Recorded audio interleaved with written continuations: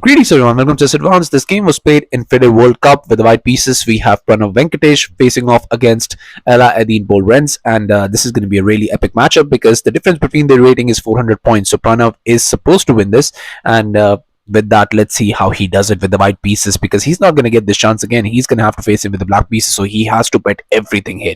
So Pranav with the white pieces starts with d4, here knight to f6, knight to f3, and just d5. And we have e3, bishop to g4, and just c4 in this position, c6. And now just going for this knight to c3 and e6. This is basically the Slav defense. This is the modern variation. And here just going for h3, pushing the bishop back. And you could trade this actually. You could give up the bishop pair early on in this position, because bishop going back is not the best move in this position.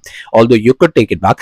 But here after bishop captures, queen captures, you play bishop to b4, c captures, and after this e captures, trying to create this structure because you want to create some imbalance in the position. Here just a3, and up once the bishop goes back, you play bishop to d3, just develop castles, b4, and your position should be fine.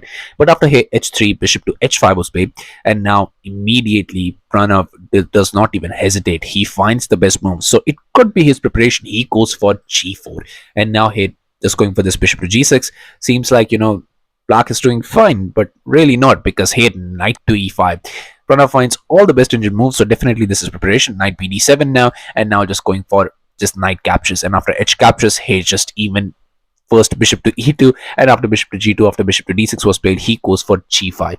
And g5 is a beautiful move in this position. I mean, saying to the knight, where are you going to present yourself? Hey, just knight to h5, and this knight on h5 is a very, very bad piece. If you look at it, he doesn't have any retreat squares. You have a double pawn here, and how are you ever going to get out of this? This is just so bad.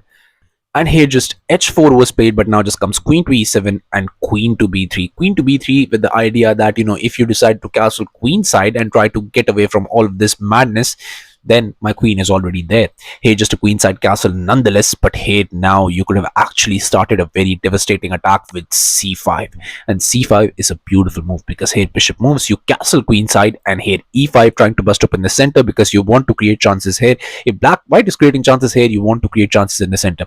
But here queen to a4, and now just comes knight to f8. You have b4, knight to e6, even b5, and now you're gonna have to trade. If you capture this, then just comes knight captures, and here a6, and it seems like you're not doing anything. I mean, how are you ever getting past this? Yes, you can get the knight here, but immediately bishop captures knight. I mean, you can also capture this, but can you give the knight in this position? Well, you actually can. The best move is king to b2 in this position, and here if you capture a captures, then just comes bishop captures, and now my position is very amazing because your king is stuck in the center, and I'm not really even a piece down because this piece was out of the game from the very beginning, and that's the idea. And here after queenside castle, none of this was played. Here rook to c1 was played by Pranav, and here d captures on c4. We have bishop captures, and now just going for this knight to b6, attacking the bishop, but just knight to e4, and then immediately a prophylactic move, king to b8. And here in this position, bishop to d3 was played, and now just comes e5, trying to bust up in the center because the king is still in the center, so you have to just keep that in mind as well. So here d captures on e5, bishop captures, and now just going for this bishop to b4, attacking the queen first. And queen is like, could get overloaded. You have to understand there's a lot of things that queen is protecting here. Queen to e8 was played, and now just comes this knight to c5, just keeping an eye on everything. That knight is a beautiful piece there on c5. Your king is still stuck there, and my pieces are just going there and now trying to attack. Here bishop to d6 was played, and now just comes bishop to e2 back, and here in this position just queen to e7, just putting some pressure and seeing what white has in this position. It's your attack, you're the one who has to prove it. Rook to g1, and now just comes f5. So f4 is definitely going to be an idea if you don't go en passant here, and if you go en passant here, then the idea that the knight is supposed to be here and stuck there for the rest of the game just becomes void, because you'll just capture with the knight. So here not going en passant, king to f1, because f4 is coming, so better yet I just move my king out of the way. King to a8, also a prophylactic move, decent enough. Bishop to f3, and now just comes this knight to d5, attacking the bishop. Bishop to a3, and then immediately getting the rook into the game. Rook h to e8. King to g2 was played, but now just comes this very nice bishop to b8. Bishop to b8 is a well, let's just say that it's a prophylactic move, or also you can say that it's a defensive idea.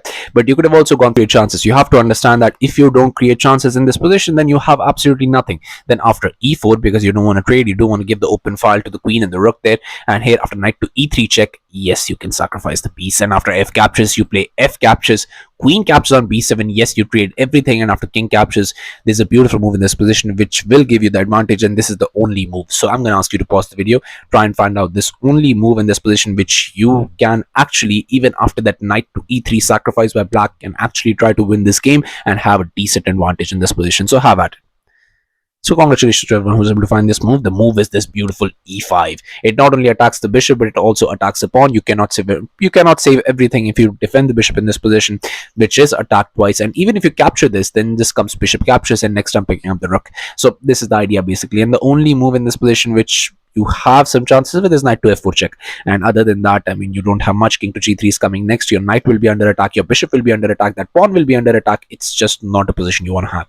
But after king to g2, here bishop to b8 was played. So maybe with the idea, maybe he calculated everything, but with the, I mean, they were down to 10 minutes on the clock, and you're not calculating all of this with 6 minutes, believe me. But here just knight to a6. Knight to a6 is a move that Engine does not like at all. And you can go for the best move in this position. I mean, it does attack the queen, and in that regard, it is a decent move. But the move that you were supposed to play in this position is just rook g to d1, and yeah, you know, your position should be fine. Just get the pieces to the optimum squares.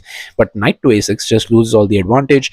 But the move that you want to find is found by Eddine. In this position, he goes for queen to e5, just centralizes the queen. And normally, once you're not able to find a move, centralizing the queen generally is a good idea. Hey, just knight caps on b8 was played. Queen captures, and queen captures is not a good move. You're supposed to just go for this knight captures, knight to e3 sacrifice, and this was the idea of queen to e5. So finding the best move is okay, but finding the right continuation is what's everything. And in this position, he goes for queen captures, and now here rook g to e1, and now you're in trouble. Here rook to e. Here again, just queen goes back, but here just bishop to c5, and now rook to h8, but now just comes queen to a4, and now again I'm piling in the pressure bishop, and these bishop pairs are already in. You have to defend, and you're again going back with queen to b8. So you came back, you again went back, you again came back, you again went back. How many tempos did that lose? And that's now a problem, because you were supposed to, you could play a6 in this position, but the thing is that queen to b3 comes, and now after rook to d7, defending everything, rook e to d1, and I'm already putting pressure on a lot of things in this position, and you have to be careful. Obviously, I cannot occupy the square because the knight is covering it, so I cannot go for checkmate right away. Hey, queen to e6, and now just comes rook to d4, and now with this rook left, you're going to be in a lot of trouble. Hey, king to b8, rook c to d1, and after this rook to e8, hey, just bishop to b6, and my position should be absolutely amazing. And the thing is that here you cannot even go for this knight captures, and your position would be really, really bad if you try to go for this, because you can see that if you capture this, then just rook captures, and well, you can resign, because knight captures doesn't work, because your queen would be hanging. And after I trade the queens, which was supposed to be defending the knight, I just go for rook captures, and this knight is already out of the way. I mean, my position is completely winning. But after queen to a4, queen to b8 was played, and now just comes this rook e to d1, and just f4 in this position. F4, now it's a bit too late. I mean, you were supposed to play this move eons ago, and now it's this is just not going to work. Here just e4, and knight to c7 in this position, but just e5, and knight to d5 was played again. But yeah, you're just out of tempos, you're just out of moves. Your king is very weak, and you're not going to find any moves there. Hey, just bishop to d6 was played, attacking the queen, and just a rook captures on d6, sacrificing the exchange to be able to try and survive. But just e captures, queen captures, and here in this position, you can win this game right on the spot. If you want to find the move, you can do it on your own. But the thing is that I'm just going to show it. The move is rook captures on d5, giving back the exchange and saying that you've got nothing in this position. C captures, you go for rook to d1. And after this queen to c6, you just play queen to b4. Queen to c4, now asking for a trade. If you trade the queens, then maybe you can, black survives, so you don't want to give black that. So queen to e7, and now after rook to c8, he just rook caps on d5. Next time coming there, bishop is already eyeing this. You're going to have to defend a lot, and a knight is obviously out of the game. You have no compensation, you have nothing. Your king is weak, my pieces are active, you are playing one piece down. You can just resign here. But after queen caps on d6, here queen to c4 was played by Pranav, just keeping the material on board. A6, bishop caps on d5, and after c captures, his queen captures. So he's going for a trade, and the resulting position is still winning. And here just going for this f3 check, and now just queen caps on f3, knight to f4. So he did manage to get the knight into the game, but is it going to be enough?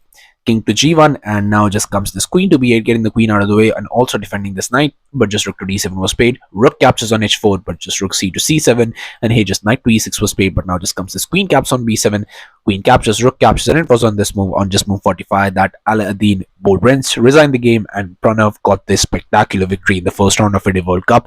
So kudos to him. All he needs is a draw in the next round, and he will be able to actually qualify in the next round. So that's going to be absolutely amazing.